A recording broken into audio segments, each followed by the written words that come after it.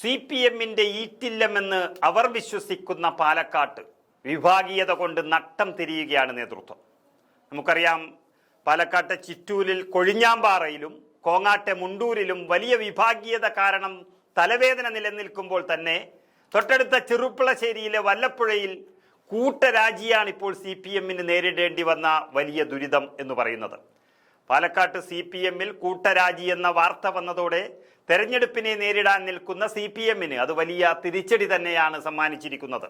CPM-ന്റെ Vallappuzha local കമ്മിറ്റിയിലാണ് നേതാക്കളുടെ കൂട്ടരാജി ഉണ്ടായിരിക്കുന്നത്. Local committee സെക്രട്ടറിയും 4 പ്രധാനപ്പെട്ട അംഗങ്ങളും രാജി പ്രഖ്യാപിച്ച് ലോക്കൽ കമ്മിറ്റി യോഗത്തിൽ നിന്ന് ഇറങ്ങിപ്പോയിരിക്കുന്നു.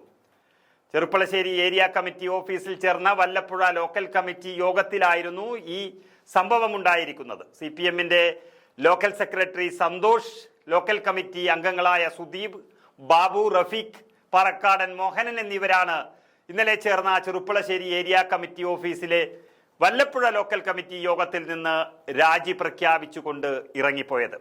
ചേരിക്കൽ ബ്രാഞ്ച് സെക്രട്ടറി കൂടിയായിരുന്ന ലോക്കൽ കമ്മിറ്റി അംഗം സുദീപിനെ വിഭാഗീയത ആരോപിച്ച് ബ്രാഞ്ച് സെക്രട്ടറി സ്ഥാനത്ത് നിന്നും നീക്കം ചെയ്യാൻ ജില്ലാ കമ്മിറ്റി എടുത്ത തീരുമാനം അത് റിപ്പോർട്ട് ചെയ്യുന്നതിന് വേണ്ടി ചേർന്ന ലോക്കൽ കമ്മിറ്റി യോഗത്തിലായിരുന്നു ഈ സംഭവം നടന്നത്.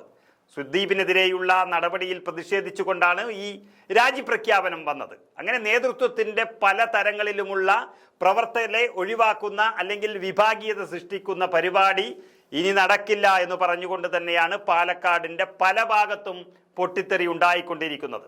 രാജി പ്രഖ്യാപിച്ച റഫീഖ് പറക്കാടനും CK ബാബുവും വല്ലപ്പുഴ പഞ്ചായത്ത് അംഗങ്ങൾ കൂടിയാണ്. നമുക്കറിയാം, തദ്ദേശ തെരഞ്ഞെടുപ്പ് പടിവാതിക്കൽ വന്ന് നിൽക്കുമ്പോൾ ഇങ്ങനെ പഞ്ചായത്ത് മെമ്പർമാർ അടക്കം രാജിവെക്കുന്നത് പരാജയത്തിന്റെ വേഗത കൂട്ടുമെന്ന് ഉറപ്പാണ്. മാത്രമല്ല, പാലക്കാട് ഉപതെരഞ്ഞെടുപ്പ് MLA തെരഞ്ഞെടുപ്പ് കഴിഞ്ഞ് 1 വർഷം പോലും ആയിട്ടില്ല. തോൽവി മാത്രമല്ല, വലിയ നാണക്കേടും സമ്മാനിച്ച ഒരു ഉപതെരഞ്ഞെടുപ്പായിരുന്നു അത്.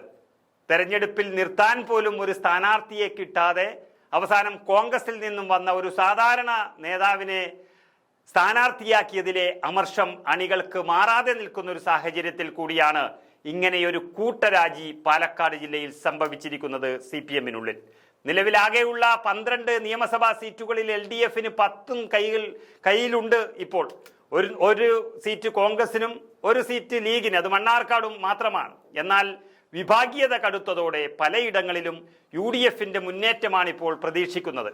ഏതായാലും CPM-ലെ കൂട്ടരാജി എന്നത് വലിയ പ്രതിസന്ധിയാണ് പാലക്കാട്ട് സൃഷ്ടിച്ചിരിക്കുന്നത്.